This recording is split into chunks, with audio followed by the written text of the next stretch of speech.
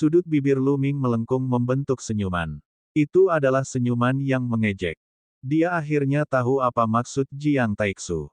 Maksud Jiang Taixu jelas. Dia sudah berada di langkah ke-19. Jika Lu Ming melangkah ke anak tangga ke-20, di mana dia akan meletakkan wajahnya? Dia sendiri tidak bisa menginjaknya, namun dia ingin menjadi tinggi dan perkasa, memimpin, dan tidak membiarkan orang lain menginjaknya. Lelucon yang luar biasa. Mengapa Lu Ming mau repot dengan orang seperti itu? Jika kamu memiliki kemampuan, majulah. Lu Ming mencibir dan mengabaikan Jiang Taixu. Dia berbalik dan mengambil langkah maju tanpa ragu-ragu. Ledakan. Ketika Lu Ming melangkah ke langkah kedua, dia merasa seolah-olah seluruh dunia menekannya. Tubuhnya tidak bisa menahan diri untuk tidak terhuyung dan sedikit gemetar, seolah dia akan jatuh kapan saja. Di langit di depannya, Lu Ming melihat sosok setinggi langit sedang menatapnya. Tekanannya bahkan lebih mengerikan dan kuat. Turun. Suara gemuruh terus mengalir ke dalam pikiran dan jiwa Lu Ming. Sinar cahaya tak berujung dengan berbagai warna melesat ke arah Lu Ming dan mengenai tubuhnya. Lu Ming sepertinya mengalami 1000 luka. Seseorang dapat dengan jelas melihat daging dan darahnya dipisahkan. Tentu saja, ini hanya perasaannya sendiri. Yang dilihat orang lain hanyalah tubuhnya yang sedikit gemetar. Dia menginjaknya, dia menginjaknya. Tubuhnya sedikit gemetar. Tampaknya sangat sulit. Jika dia bisa bertahan, dia akan sebanding dengan 20 besar dalam daftar 1000 talenta terbaik. Langkah ke-20. Masa depan anak ini tidak terbatas. Di bawah, banyak orang yang melebarkan mata mereka. Mereka menatap Lu Ming dengan kaget dan gugup. Tidak ada yang bisa membuatku terguling. Pada langkah ke-20, Lu Ming menggeram. Matanya dipenuhi dengan tekad dan ketekunan. Dia ingin menerobos semua rintangan. Dia ingin mencapai puncak dan melampaui kaisar bela diri di Yi. Di depan matanya, sesosok tubuh tampak muncul. Ia tak tergoyahkan, melintasi alam semesta dengan aura yang tak tertandingi. Itu bahkan lebih besar dan megah dari sosok yang menyuruhnya berguling ke bawah. Itu adalah kaisar bela diri di Yi yang dia bayangkan. Dia bahkan telah melampaui kaisar bela diri di Yi, jadi mengapa dia takut dengan sosok ini? Postur tubuhnya perlahan menjadi stabil, dan tubuhnya berdiri tegak. Dia berdiri kokoh di anak tangga ke-20. Tangga berwarna merah tua ada di atas sana. Hanya mereka yang telah berpartisipasi dalam pertempuran daftar Raja Surgawi dan memperoleh 108 tempat teratas yang dapat melangkah ke tangga merah tua. Hanya mereka yang memiliki perlindungan monumen Qi yang bisa melangkah ke sana. Jika tidak, hanya kematian yang menanti mereka. Tidak pernah ada pengecualian. Kilatan dingin melintas di mata Jiang Taixu saat dia melihat ke arah Lu Ming, yang berdiri di anak tangga ke-20. Tubuhnya bersinar dengan cahaya yang tajam. Dia melihat anak tangga ke-20 dengan keraguan di matanya, tapi dia tidak menginjaknya. Pada saat ini, orang-orang di tangga lain membuka mata mereka dan menatap Lu Ming dengan kaget. Menakjubkan, sungguh menakjubkan. Favorit surga tingkat atas lainnya. Banyak orang jenius menghela nafas. Saudara Lu, kamu memang jauh lebih kuat dariku. Jian Feiliu menghela nafas. Qin Qingshan dan Gao Qiang juga menghela nafas. Qin Qingshan dengan mudah dikalahkan oleh Lu Ming beberapa hari yang lalu. Awalnya, dia masih marah, tapi sekarang, dia yakin. Adapun Gao Qiang, dia sangat senang. Saat itu, dia ingin memberi pelajaran pada Lu Ming. Sekarang, dia tersipu saat membayangkannya. Mustahil. Di tengah kerumunan di bawah, Wang Mi, Wang Mang, dan yang lainnya meraung tak percaya. Bocah ini, aku ingin dia mati. Mata Wang Mang dipenuhi dengan niat membunuh. Jangan khawatir, semakin tinggi seseorang menaiki tangga prasasti Raja Surgawi, semakin kuat kekuatan tempurnya. Dalam pertarungan peringkat Raja Surgawi, bunuh dia. Mata Wang Mi bersinar dengan cahaya dingin. Pada saat ini, Xian Yanxing, yang tadinya duduk di anak tangga ke-18, tiba-tiba berdiri dan berjalan ke anak tangga ke-19. Dia melangkah ke anak tangga ke-19 dengan mantap dan berdiri sejajar dengan Jiang Taixu. Sebelum ada yang bisa bereaksi, Xian Yanxing mengambil satu langkah lagi. Dengan langkah ini, dia mencapai langkah ke-20. Tubuhnya sedikit gemetar, tapi matanya sangat tegas. Orang lain telah mencapai langkah ke-20. Terlebih lagi, itu adalah teman wanita Luming. Hampir semua orang memperlakukannya sebagai pacar Luming. Sepasang anak emas dan gadis giok telah melangkah ke anak tangga ke-20. Semua orang tercengang, mengira mereka sedang bermimpi. Ini terlalu sulit dipercaya. Kali ini, setelah pembukaan tablet Raja Surgawi, dia belum melangkah ke langkah ke-20. Sekarang, ada dua orang. Mata Jiang Taixu menjadi lebih dingin. Haha, hari ini sangat meriah. Biarkan saya ikut bersenang-senang. Terdengar tawa keras. Semua orang menoleh dan melihat seorang pria gemuk dengan pinggang setebal tangki air. Dia mengenakan jubah putih longgar dan wajahnya tembem dengan sedikit warna merah. Dia membawa kapak di bahunya. Gagang kapak itu panjangnya 2 meter, dan badan kapaknya besar, seperti pintu. Di tangannya yang lain, dia sedang memegang kaki domba yang berminyak dan menggerogotinya. Saat dia menggerogoti, dia turun dan menginjak tangga tablet Raja Surgawi. Bas! Pada saat ini, di sisi lain, cahaya pelangi menyala dan sesosok tubuh tinggi mendarat di bawah tablet Raja Surgawi. Pemuda ini mengenakan jubah abu-abu dan terlihat sangat biasa. Dia adalah tipe orang yang mudah ditemukan di lautan manusia. Dia turun dan menaiki tangga. Pemuda gendut dan berpenampilan biasa itu menaiki tangga dengan sangat cepat. Mereka mencapai langkah ke-11 dalam waktu singkat, tapi mereka tidak berhenti. Mereka terus mendaki selangkah demi selangkah. 17 langkah, 18 langkah, 19 langkah. Semua orang tercengang. Dari mana datangnya kedua orang jenius ini? Mereka terlalu menakutkan. Mereka telah menaiki anak tangga ke-19 sekaligus dan sekarang berada di level yang sama dengan Jiang Taixu. Sarangnya, tempat ini sungguh tidak nyaman. Itu sangat menyakitkan. Tidak, saya perlu makan lebih banyak daging untuk memberi makan diri saya sendiri. Pria gendut itu berteriak dan menggerogoti kaki domba di tangannya. Kemudian, di bawah pandangan semua orang, dia melangkah ke anak tangga ke-20. Pemuda berpenampilan biasa itu juga melangkah ke anak tangga ke-20. Mengejutkan, mengejutkan. Banyak orang yang tercengang. Apa yang terjadi hari ini? Biasanya, sangat sedikit orang yang bisa mencapai puncak, tapi sekarang, begitu banyak orang yang muncul sekaligus. 4 orang, total 4 orang telah mencapai langkah ke-20. Yang terpenting, keempat orang ini adalah wajah-wajah asing dan tidak termasuk dalam daftar 1000 talenta terbaik. Aku tidak tahan lagi. Saya ingin makan daging untuk memberi makan diri saya sendiri. Itu terlalu menyakitkan. Pria gendut itu berteriak sambil menggerogoti kaki domba. Dia sebenarnya berdiri kokoh di anak tangga ke-20. Luming melihatnya dan agak terdiam. Yang lainnya juga terdiam. Beberapa orang bahkan lebih marah. Bahkan lemak ini pun bisa naik, itu terlalu tidak adil. Pemuda itu tampaknya adalah jenius yang sedang naik daun di sekte mayat surgawi. Namanya adalah Raja Mayat. Pada saat ini, seseorang mengenali pemuda berpenampilan biasa itu. Mayat Raja, nama yang aneh. Dikatakan bahwa pria ini telah mengembangkan teknik budidaya tingkat dewa dari sekte mayat surgawi, seni transformasi mayat 9 dunia bawah, ke alam yang sangat kuat. Kekuatan tempurnya sangat menakutkan. Seni transformasi mayat 9 kata dapat mengubah tubuh seseorang menjadi mayat dewa. Seluruh tubuh seseorang akan kebal terhadap pedang, tombak, air, dan api. Tidak ada sesuatu pun yang tidak dapat dihancurkan. Ini sangat menakutkan. Ini adalah lawan yang menakutkan.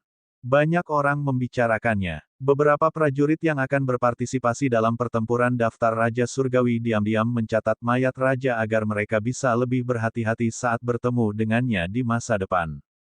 Pada saat ini, ekspresi Jiang Taixu sangat jelek. Dia melirik ke 4 orang di anak tangga ke-20 dan niat membunuhnya muncul. Kemudian, dia berbalik, menuruni tangga, dan pergi. Wanita cantik, bagaimana aku bisa memanggilmu? Saya bebas terlebih dahulu. Fatih mengambil beberapa gigitan kaki domba sebelum mengalihkan pandangan kecilnya ke Xie Nianxing. Enyah. Jawaban Xie Nianxing hanya satu kata. Cantik, kenapa kamu begitu galak? Bukankah dia hanya ingin bertukar petunjuk? Jangan bilang kamu sudah punya pacar. Apa aku terlambat lagi? Saudaraku, apakah kamu benar-benar kamu? Si gendut menghela nafas dan kemudian menatap Luming. Apa yang salah? Apakah kamu ingin melawanku? Kata Lu Ming. Duel. Duel apa? Saya memiliki prinsip dalam hal menjemput anak perempuan. Pertama, saya tidak menjemput gadis yang sudah punya pacar. Saya tidak akan bertengkar dengan orang lain demi seseorang yang sudah diambil. Betapa melelahkannya hal itu. Nona cantik, apakah kamu punya saudara laki-laki atau perempuan? Tidak, saudara perempuan. Perkenalkan satu padaku. Si gendut menoleh ke arah Xian Yanxing sambil mengunyah kaki domba. Enyah. Xian Yanxing mengucapkan satu kata lagi. Lihatlah dirimu, tidak bisakah kamu berbicara dengan benar? Saudaraku, apakah istrimu mempunyai saudara perempuan? Bisakah kamu memperkenalkannya padanya? Kong Jin memandang Lu Ming lagi. Lu Ming terdiam. Orang gendut ini benar-benar aneh. Apakah dia online untuk mencari seseorang untuk memperkenalkan pacarnya kepadanya? Sosok Xian Yanjun muncul di benak Lu Ming. Dia berkata tanpa sadar, dia benar-benar memiliki kakak perempuan yang mirip dengannya. Apa? Benar-benar, saudaraku, kamu harus membantuku.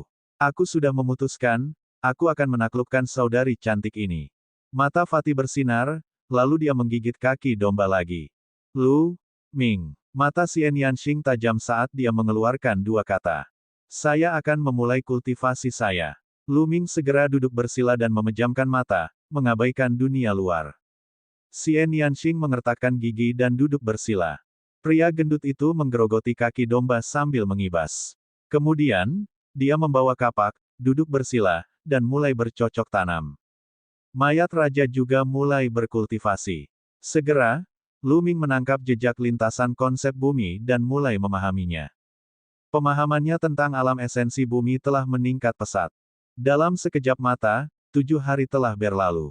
Lu Ming akhirnya mengembangkan konsep bumi ke lingkaran penuh tingkat 1. Sekarang, ada 4 konsep. Konsep bumi dan api sama-sama telah mencapai penyelesaian level 1, sedangkan konsep angin dan guntur keduanya telah mencapai awal level 2. Kekuatan tempur Lu Ming telah meningkat pesat dibandingkan saat dia pertama kali tiba. Pada saat ini, pertarungan memperebutkan peringkat Raja Surgawi telah resmi dimulai. Lu Ming, Xian Yanxing, dan semua orang yang sedang berkultivasi di tablet Raja Surgawi menuruni tangga dan menuju ke utara. Ada sebuah alun-alun besar yang jaraknya puluhan mil. Alun-alun itu dilapisi dengan sejenis batu hitam dengan tulisan rumit di atasnya. Ada lebih dari 100.000 raja tingkat puncak berkumpul di sekitar alun-alun. Pria gendut itu mengikuti Lu Ming seperti bayangan, bergumam tanpa henti bahwa dia ingin memperkenalkan saudara perempuan Xian Yanxing kepadanya. Lu Ming sangat menyesal sekarang.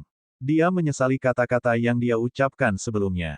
Ledakan, ledakan, tekanan mengerikan datang dari langit, dan 6 sosok muncul. Keenam orang ini jelas merupakan ahli yang sangat kuat. Kemungkinan besar mereka semua berada di alam embrio roh. 3 orang dari Istana Surgawi-Surgawi Empirean dan 3 orang dari Sekte Mayat Surgawi. Kedua belah pihak akan mengirimkan ahli untuk memimpin pertempuran memperebutkan peringkat Raja Surgawi. Yang mulia 3 mayat, mari kita mulai. Apakah Anda ingin mengumumkannya, atau haruskah saya? Di Istana Ilahi Kaisar Surga, seorang pria parubaya dengan mahkota giok di kepalanya memandang pria di tengah-tengah 3 orang dari Sekte Mayat Surgawi. Hehe, Dong Fang Hao, kamu akan melakukannya. Yang mulia 3 mayat terkekeh dan tidak berkata apa-apa lagi. Dong Fang Hao mengangguk dan melihat sekeliling, pertarungan peringkat Raja Surgawi membutuhkan 2 babak penyisihan untuk memilih kelompok orang terkuat untuk lolos ke pertarungan terakhir. Babak penyisihan pertama akan diadakan di alun-alun ini. Dengan itu, Dong Fang Hao melambaikan tangannya, dan rune memasuki tanah. Rune itu bersinar, dan saat berikutnya, perisai muncul di alun-alun. Perisai-perisai itu disusun berjajar. Di setiap baris, ada 36 perisai di depan dan di belakangnya, sehingga totalnya menjadi 18 baris.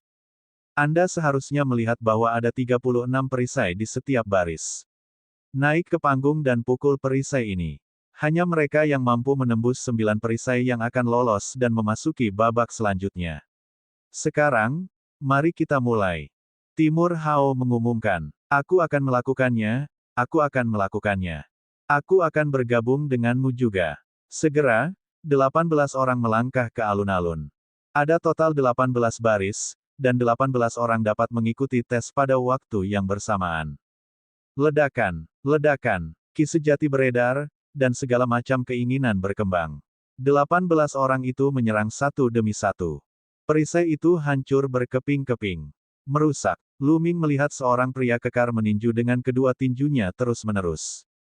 Pancaran-pancaran tinju yang membara diledakkan dan perisainya terus-menerus dipatahkan.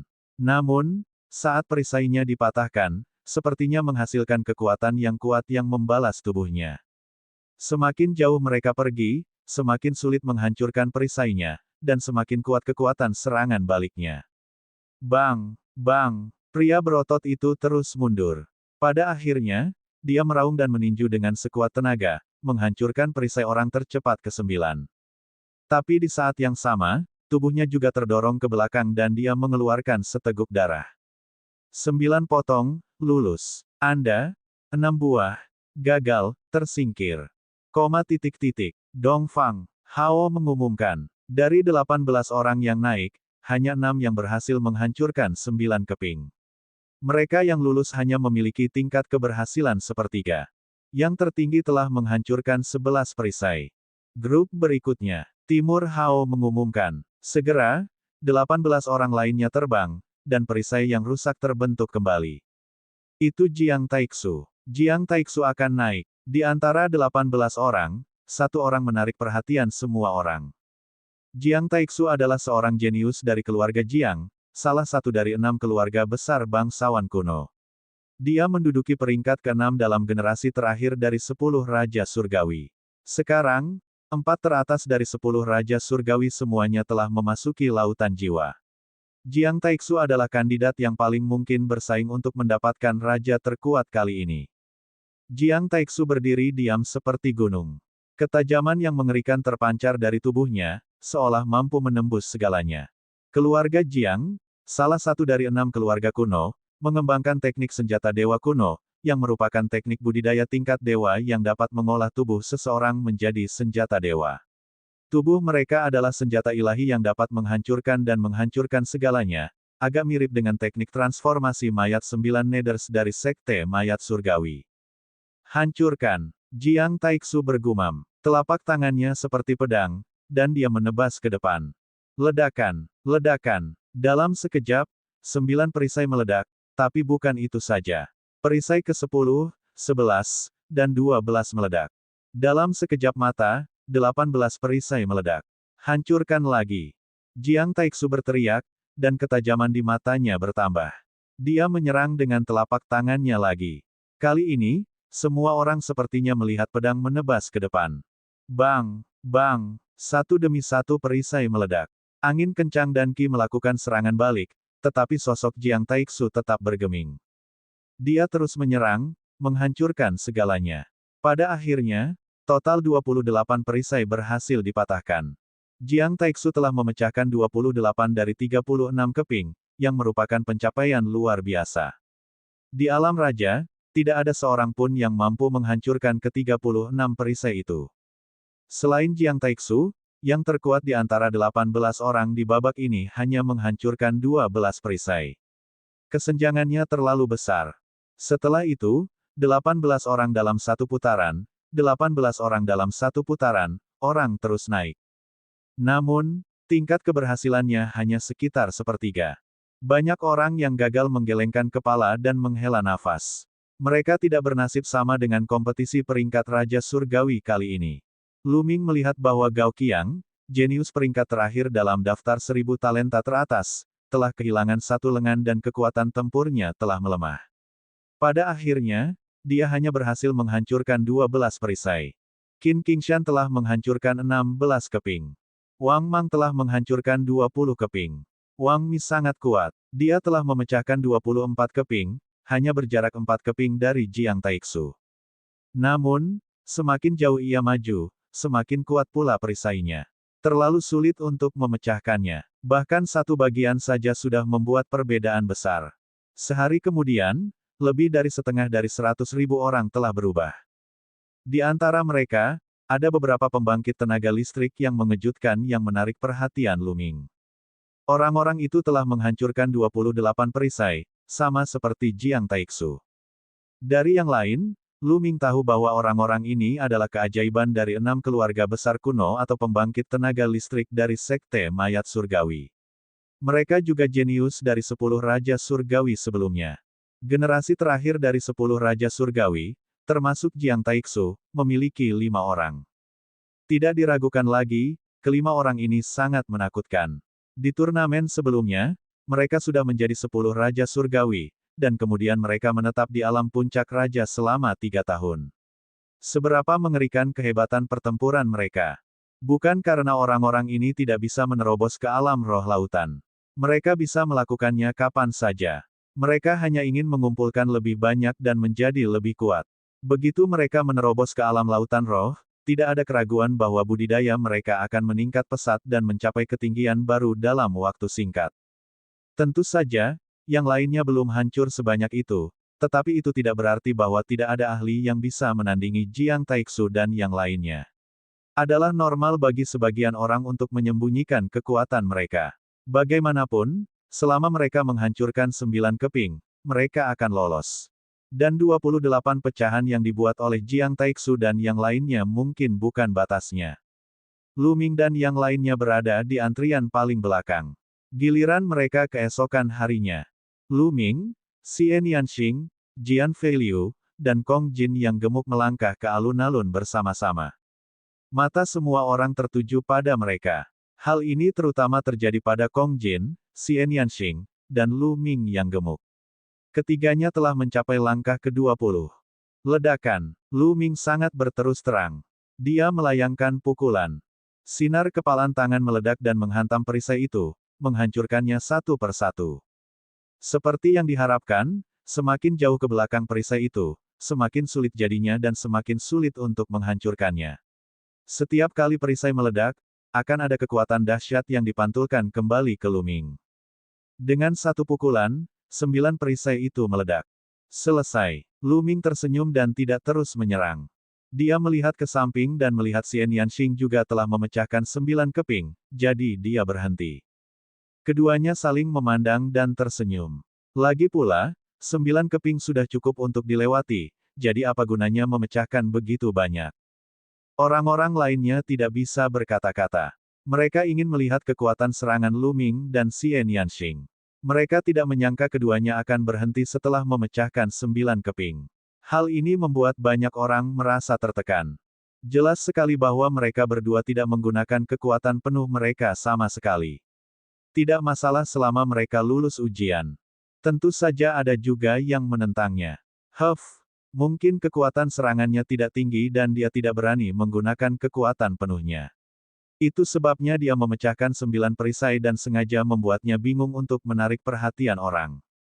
Seseorang mendengus dingin, tidak optimis dengan peluang Lu Ming dan Xian Yanxing. Saat ini, terjadi keributan. Lu Ming menoleh dan melihat pria gemuk itu berjalan ke depan dengan sombong. Di depannya, ada 28 pecahan. Tidak mengherankan jika semua orang sangat terkejut. Untuk bisa menghancurkan 28 perisai, kekuatan serangannya sudah setara dengan Jiang Taixu dan yang lainnya. Siapa yang gendut ini? Aku belum pernah melihatnya sebelumnya. Dari mana datangnya kejeniusan tiada taraf ini? Aku juga belum pernah melihatnya sebelumnya. Mungkin dia adalah murid yang diam-diam diterima oleh seorang ahli yang tiada taranya. Ada terlalu banyak orang jenius saat ini. Kong Jin gemuk melihat sekeliling. Dia membawa kapak besar dan menyeringai, merasa bangga pada dirinya sendiri. Dengan sangat cepat, kelompok orang ini telah selesai dan kelompok orang berikutnya digantikan.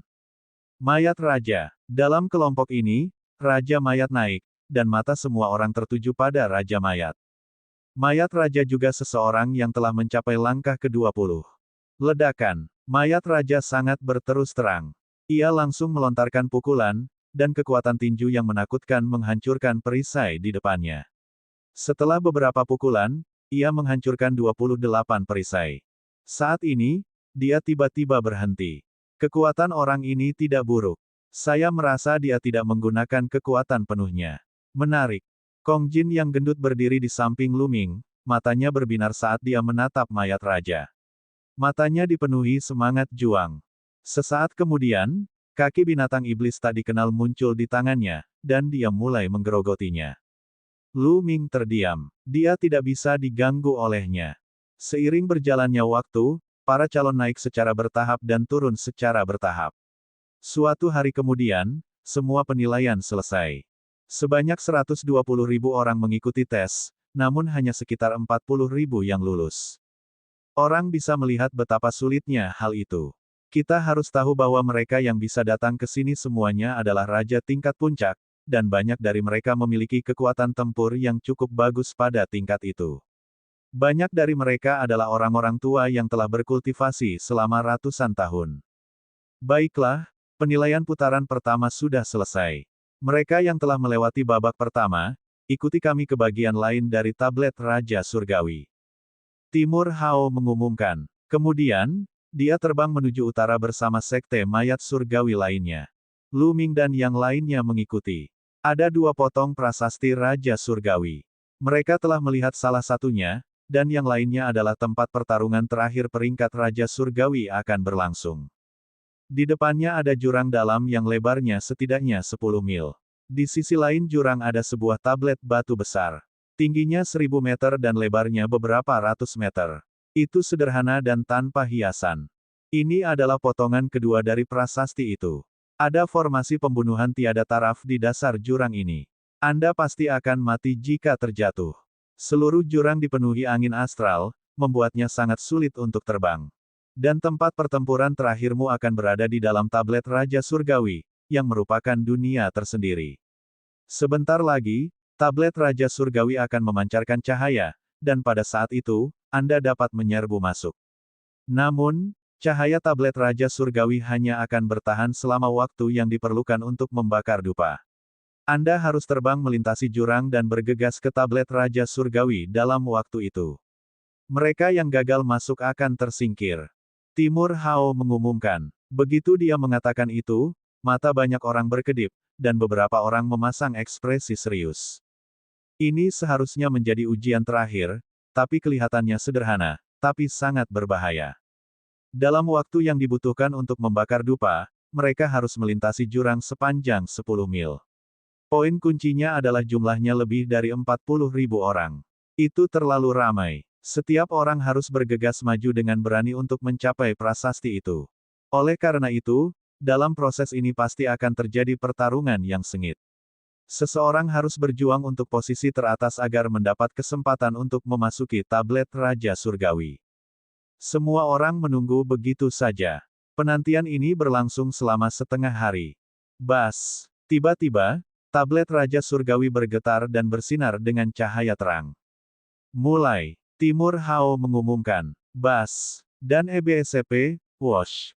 Segera setelah Dongfang Hao menyelesaikan kalimatnya, sosok yang tak terhitung jumlahnya naik ke udara dan terbang menuju tablet Raja Surgawi. Ayo pergi! Lu Ming, Xian Yanxing, Jian Feiliu, dan yang lainnya juga naik ke udara dan terbang ke depan. Dan EBSCP, Huhu. Begitu mereka terbang di atas jurang, angin kencang mulai bertiup di dalam jurang. Angin kencang sangat tajam, seperti pisau tajam, menebas semua orang. Tidak baik. Ekspresi beberapa orang berubah drastis karena lengah dan hampir terjatuh ke dalam jurang dengan luka berat. Mereka buru-buru menggunakan Zhen Yuan untuk melawan. Lu Ming dan yang lainnya juga melepaskan perisai esensi penting untuk menahan angin kencang di sekitarnya. Namun, dengan cara ini, kecepatan mereka tidak diragukan lagi jauh lebih lambat. Mereka bisa saja terbang melintasi jurang dalam sekejap mata, tapi itu akan memakan waktu lebih lama. Bas! Dan EBSCP, Wosh! Semua orang menstabilkan tubuh mereka, menerobos angin astral, dan maju dengan kecepatan ekstrim. Tersesat, jangan menghalangi jalan. Seseorang meraung dan menyerang orang di depannya. Kamu sedang mencari kematian. Orang-orang di depan meraung, dan pertempuran besar langsung terjadi. Tersesat, minggir. Raungannya naik dan turun. Semua orang ingin menjadi orang pertama yang menyerbu ke dalam prasasti tersebut sehingga mereka dapat memiliki kepercayaan diri untuk bergegas ke dalam prasasti tersebut dalam waktu untuk membakar satu dupa. Jika mereka semua ingin merebutnya, pertempuran tidak bisa dihindari. Di atas jurang, cahaya menyilaukan muncul. Ah! Seseorang berteriak ketika dia ditembak jatuh ke dalam jurang. Tiba-tiba, cahaya pedang menyala di jurang, dan orang itu terbelah menjadi dua. Mayatnya jatuh ke dalam jurang. Ada formasi pembunuhan tiada taraf di bawah, dan mereka yang jatuh akan mati.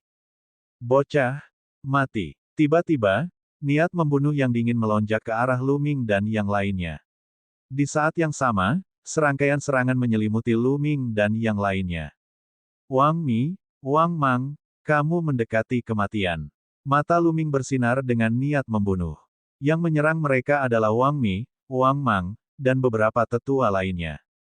Orang-orang tua ini semuanya sangat kuat dan jelas merupakan ahli dari keluarga Wang. Ledakan, ledakan, Lu Ming dan yang lainnya meledak dan memblokir serangan dari segala arah. Sial, beraninya kamu menyerangku secara diam-diam, kamu sedang mencari kematian.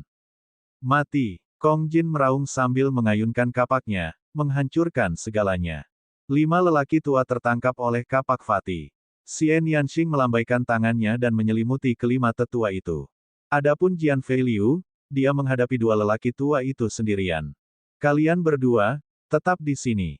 Lu Ming mengirim kedua tetua itu terbang dengan satu pukulan dan menyerang Wang Mi dan Wang Mang. Ekspresi kedua pria itu berubah drastis. Mereka telah mengirimkan lebih dari selusin guru keluarga Wang, tetapi mereka semua ditahan oleh Xian Yanxing dan anak buahnya. Ini di luar dugaan mereka. Hefnak, jurang ini akan menjadi kuburanmu. Ayo kita bunuh dia bersama-sama. Wang Mi mendengus dingin, niat membunuhnya melonjak. Bersama Wang Mang, mereka menerkam ke arah Lu Ming. Selain itu, dua tetua lainnya juga menyerang Lu Ming. Mati, tombak naga yang tak terbatas muncul, dan cahaya tombak meledak. Isinya konsep angin dan guntur tingkat kedua. Itu terlalu cepat dan menakutkan. Puff, puff. Dua lubang besar muncul di dada kedua tetua. Mereka tertusuk oleh sinar tombak Lu Ming. Mereka menjerit kesakitan dan terjatuh ke dalam jurang. Ledakan. Tombak panjang Lu Ming tersapu secara horizontal. Wang Mi dan Wang Mang gemetar dan mundur dengan cepat. Wang Mi masih baik-baik saja, tapi mata Wang Mang berkilat ketakutan saat dia mengeluarkan seteguk besar darah. Pelindung tulang di salah satu lengannya hancur total. Bagaimana dia bisa begitu kuat? Rencana terbaik adalah pergi. Wang Mi bahkan tidak berpikir dan berbalik untuk pergi. Tidak baik. Wang Mang menyadari bahwa Wang Mi telah berbalik dan berlari. Dalam keterkejutannya, sudah terlambat baginya untuk pergi. Lu Ming melangkah maju dan menusukkan tombaknya. Cahaya tombaknya sangat menyilaukan. Jangan, Wang Mang meraung sambil mencoba yang terbaik untuk memblokir serangan itu. Namun, kekuatan Lu Ming telah meningkat pesat dan mencapai tingkat yang menakutkan. Wang Mang tidak bisa menghentikannya sama sekali. Puci, tombak panjang itu menembus dada Wang Mang. Sambil gemetar, jenazah Wang Mang jatuh ke dalam jurang. Lu Ming, beraninya kamu membunuh keajaiban keluarga Wang. Kamu mati. Di depannya, Wang Mi meraung tapi dia tidak berani berhenti. Kekuatan tempur Lu Ming terlalu kuat. Dia menyadari bahwa dia sama sekali bukan tandingannya. Jika dia tetap tinggal, dia pasti akan mati. Aku pasti akan membunuhmu di tablet Raja Surgawi. Lu Ming berteriak dengan dingin. Pada saat ini, para tetua yang mengepung Xian Yanxing dan yang lainnya sudah mati atau melarikan diri. Mereka menderita kerugian besar. Di samping, ketika yang lain melihat kekuatan tempur Lu Ming dan yang lainnya yang menakutkan, mereka terkejut dan tidak berani menyerang mereka. Mereka berempat maju bersama-sama, dan mereka yang menghalangi mereka dikirim terbang. Mata Lu Ming menyapu seluruh area dan menemukan bahwa Jiang Taixu, Raja Mayat, dan beberapa orang terkuat telah bergegas ke depan. Mereka yang menghalangi mereka semuanya terbunuh dalam satu gerakan. Pada akhirnya, mereka bergegas menuju tablet Raja Ilahi dan menghilang. Setelah sekitar setengah waktu dupa, Lu Ming dan yang lainnya juga bergegas ke prasasti dan menghilang.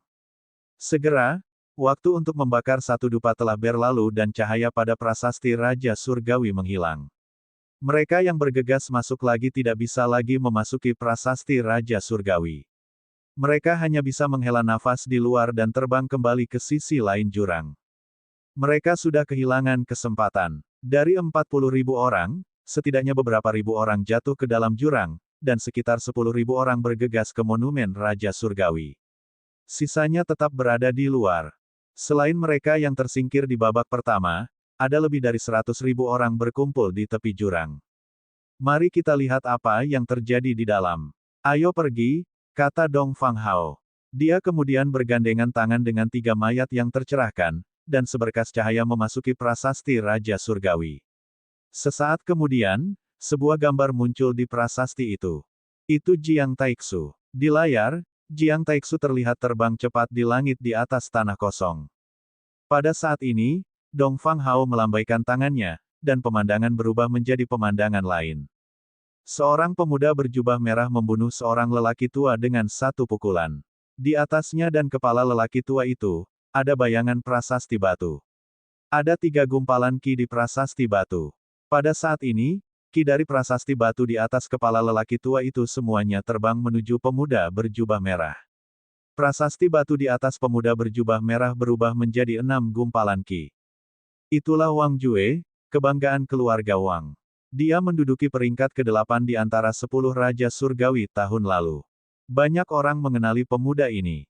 Saat ini, Dong Fang Hao melambaikan tangannya lagi, dan pemandangan berubah. Tablet Raja Surgawi sebenarnya dapat menampilkan pemandangan di dalamnya. Lu Ming merasakan dunia bersinar dan dia muncul di gurun yang sunyi. Di atas kepalanya, ada bayangan mengambang dari prasasti Raja Surgawi. Ada 3 gas abu-abu yang berenang di dalamnya. Setiap orang yang bergegas masuk akan mendapatkan penampakan prasasti Raja Surgawi serupa di atas kepala mereka. Ada 3 aura, yang disebut prasasti ki. Selama seseorang membunuh atau mengalahkan yang lain, seseorang akan dapat merebut ki dari pihak lain. Ketika ketiga ki diambil, salah satunya akan dipindahkan. Dan peringkat akhir juga ditentukan oleh jumlah prasasti ki. Di dunia prasasti Raja Surgawi, hanya ada 3 hari. Dengan kata lain, seseorang harus mendapatkan prasasti ki sebanyak mungkin dalam waktu 3 hari. Setelah 3 hari, orang dengan prasasti ki paling banyak akan menduduki peringkat pertama di peringkat Raja Surgawi. 108 orang teratas akan menjadi 108 nama terakhir. Oleh karena itu, 3 hari ini ditakdirkan untuk menjadi brutal. Akan ada pertempuran tanpa akhir. Menemukan tempat untuk bersembunyi tidak akan membantunya mendapatkan tempat terakhir. Xian Yanxing, Jian Feiliu, dan yang lainnya tidak ada di dekatnya. Jelas sekali bahwa mereka tersebar secara acak ketika mereka masuk. Dikatakan bahwa prasasti Dao tidak dapat digunakan di dunia tablet Raja Surgawi. Ayo kita coba. Lu Ming melambaikan tangannya dan mulai menuliskan tanda di tanah. Prasasti itu terbang ke tanah, tetapi saat berikutnya, menghilang. Selanjutnya, Lu Ming mencoba menuliskan tanda pada dirinya lagi dan menyadari bahwa hasilnya sama. Dia tidak bisa menghentikannya dan langsung roboh. Seperti yang diharapkan, di tempat ini, seseorang hanya bisa mengandalkan budidaya bela diri dan bukan dao prasasti. Lu Ming merenung. Ayo, keluarkan aku mencari udara segar. Dia tidak tahu kapan dan naik ke bahu Lu Ming lagi. Sebelumnya, Lu Ming telah memasukkannya ke dalam kuil tertinggi. Dan, kamu harus kembali ke kuil tertinggi. Tempat ini sangat misterius. Saya khawatir ada beberapa orang penting yang mengamati. Jangan salahkan aku jika aku menangkapmu dan merebusmu. Lu Ming dengan enggan memasukkan dan kembali ke kuil tertinggi. Setelah itu, Lu Ming secara acak memilih arah dan terbang ke langit, terbang ke kejauhan. Serahkan monumen Muki. Tidak lama kemudian, Lu Ming bertemu dengan seorang tetua. Dia tidak menyangka tetua itu berbalik dan lari ketika dia melihat Lu Ming. Lu Ming buru-buru mengejarnya. Seberapa cepat langkah Lu Ming menapaki surga 9 naga. Dia menyusul beberapa saat dan meninju, menyebabkan lelaki tua itu mengeluarkan seteguk darah. Aku akan memberimu semua prasasti kiku, jangan bunuh aku. Orang tua itu berteriak ketakutan. Dia diam-diam mendesah dalam hatinya bahwa dia tidak beruntung. Dia tidak menyangka akan bertemu Lu Ming, monster ini, saat dia masuk. Orang tua itu berhenti melawan. Dia tahu bahwa Lu Ming ingin membunuhnya dan dia tidak bisa menolak sama sekali. Lu Ming melangkah maju dan menghancurkan bayangan prasasti Raja Surgawi di atas kepala tetua itu dengan satu serangan telapak tangan. 3 aliran prasasti ki di atas kepala tetua semuanya terbang ke bayangan prasasti Raja Surgawi Lu Ming. Saat ini, seberkas cahaya menyelimuti lelaki tua itu. Saat berikutnya, sosok lelaki tua itu menghilang dan muncul kembali di luar. Setelah Luming mendapatkan 3 jejak prasasti Qi, dia terus terbang mencari mangsa berikutnya.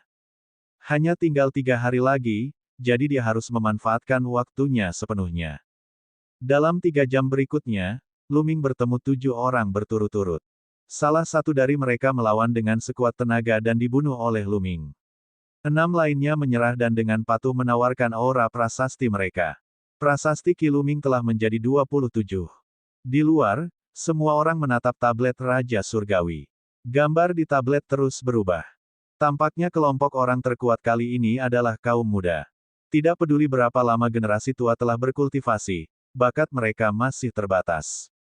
Sulit bagi mereka untuk bersaing dengan para jenius yang tiada taranya. Itu benar. Kali ini, ada lebih banyak lagi orang jenius.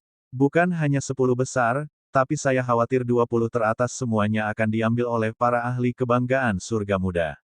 Seperti yang baru saja kita lihat, Jiang Taixu, Wang Jue, Raja Mayat, dan lainnya hampir tak terkalahkan.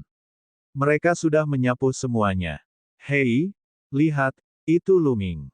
Di depannya ada 2 kakek tua dari Sekte Mayat Surgawi. Pada saat ini, layar tiba-tiba berkedip dan sosok Luming muncul. Pada saat ini, Luming sedang terbang ke depan. Di puncak gunung tidak jauh di depannya, 2 orang tua bersembunyi. Mereka memancarkan aura dingin dan suram. 2 orang tua berkabut dari Sekte Mayat Surgawi itu sangat kuat. Mereka adalah kandidat paling menjanjikan untuk masuk 108 besar kali ini. Ini menarik. Luming akan disergap. Banyak orang melebarkan mata mereka dan melihat pemandangan di tablet Raja Ilahi. Dongfang Hao juga tidak mengubah layarnya. Dia sepertinya tertarik. Luming tentu saja tidak tahu bahwa ada 2 ahli yang menunggunya di depan. Dia terbang ke depan dengan kecepatan tinggi. Tiba-tiba, 2 bayangan hitam muncul dengan kecepatan tinggi. 2 kilatan tajam ditujukan ke Luming. Luming mengangkat alisnya. Kilauan tombak memadat dan menyapu ke arah 2 bayangan hitam. Terjadi ledakan keras dan sosok Luming sedikit bergoyang. Kedua sosok itu pun mundur. Mayat yang dimurnikan. Sekilas Luming tahu bahwa itu adalah 2 mayat halus yang menyergapnya. Kedua mayat halus itu tinggi dan kuat. Mereka mengenakan baju perang hitam dan memegang 2 pedang perang hitam. Mata mereka bersinar dengan cahaya merah darah. Hehe, itu anak bernama Luming. Dia jenius yang telah mencapai langkah ke-20 dari monumen Raja Surgawi. Sebuah cibiran samar terdengar saat 2 sosok berjubah hitam muncul di samping 2 mayat halus itu. Mereka adalah 2 lelaki tua yang sangat kurus hingga hanya tinggal kulit dan tulang. Mereka tampak seperti 2 kerangka dan sangat suram. Satu-satunya perbedaan adalah salah satu dari mereka memiliki ki mayat yang tebal, sementara yang lain memiliki ki hantu. Hehe, kejeniusan seperti itu memiliki potensi yang tidak ada habisnya. Kita harus membunuhnya sekarang. Kalau tidak, dia akan menjadi bencana lain bagi Sekte Mayat Surgawi kita di masa depan. Orang tua dengan ki hantu itu mencibir. Hanya kalian berdua hantu tua. Luming tersenyum tipis. Berat, kekuatan tempurmu tidak buruk. Saya khawatir salah satu dari kami bukan tandingan Anda, tetapi menurut Anda apakah Anda masih memiliki peluang jika kami bergabung? Orang tua dengan mayat Qi menyeringai. Saat berikutnya, semak besar muncul di bawah kakinya. Peti mati terbuka, dan lebih dari selusin mayat halus terbang keluar. Setiap mayat halus mengenakan baju besi hitam dan memegang pedang hitam. Aura mereka sangat kuat. Meskipun mayat-mayat halus ini hanyalah raja tingkat puncak, mereka semua sangat kuat, jauh lebih kuat daripada raja tingkat puncak biasa. Hal ini terlihat dari 2 mayat halus yang baru saja menyergap mereka. Namun, lelaki tua ini bisa mengendalikan begitu banyak mayat raja tingkat puncak yang halus. Ini sangat menakutkan. Lakukan, orang tua dengan mayat Qi berteriak, dan selusin mayat halus meraung dan menerkam ke arah Luming. Di saat yang sama, lelaki tua dengan aura hantu itu bergerak. Dia melayangkan pukulan, dan dunia dipenuhi dengan ratapan hantu dan lolongan mengerikan. Sinar tinju hitam dikirim ke arah Luming. Kuat. Kedua lelaki tua ini sangat kuat. Mereka adalah monster tua yang telah dibudidayakan selama ratusan tahun. Aku akan membunuhmu terlebih dahulu. Dengan sapuan tombaknya, ketiga mayat halus itu dikirim terbang. Pada saat yang sama, dia melayangkan pukulan dengan tangan kirinya untuk mengimbangi pancaran tinju lelaki tua dengan ki hantu itu. Kemudian, dia melangkah menuju lelaki tua dengan mayat ki. Kamu ingin membunuhku? Mati. Orang tua dengan mayat ki tersenyum dingin dan mengendalikan sisa mayat halus untuk mengelilingi Luming. Aku tidak mau membuang waktuku bersama kalian. Luming menyingkirkan tombak naganya yang tak terbatas dan melemparkan tinju bintang yang bisa meledak. Dalam sekejap, dia telah melancarkan ratusan pukulan. Setiap sinar kepalan tangan dipenuhi dengan alam maksud angin, api, dan guntur. Terutama kekuatan angin dan petir, mereka telah mencapai level 2 dan kekuatan mereka sangat menakutkan. Ratusan kekuatan tinju menenggelamkan mayat-mayat yang dimurnikan.